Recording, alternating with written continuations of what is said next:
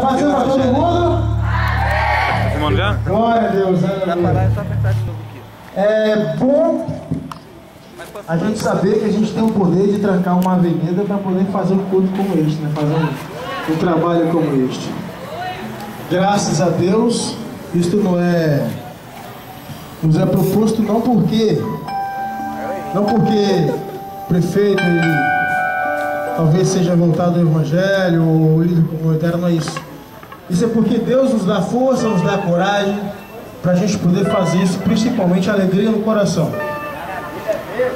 Aleluia. Vou cantar um louvor aqui? Claro que vou cantar um louvor mesmo, né?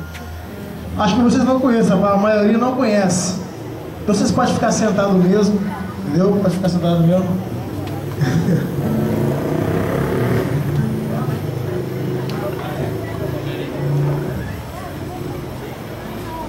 Só vou deixar uma coisa para vocês: descanso somente em Deus, descanso somente em Jesus. A gente não consegue descansar em cima das coisas materiais, em cima do que a gente vê, em cima do que a gente tem. Nós temos que descansar em cima do Senhor Jesus, das palavras, das promessas, da alegria, da felicidade que Ele nos tem proposto. Aleluia. Estou quase a desfalecer, dores vêm me fazem enfraquecer, mas posso te encontrar em meu espírito, estar imerso em tua paz. Continua assim a caminhar, falhas que revelam que sou apenas mais um mero pecador.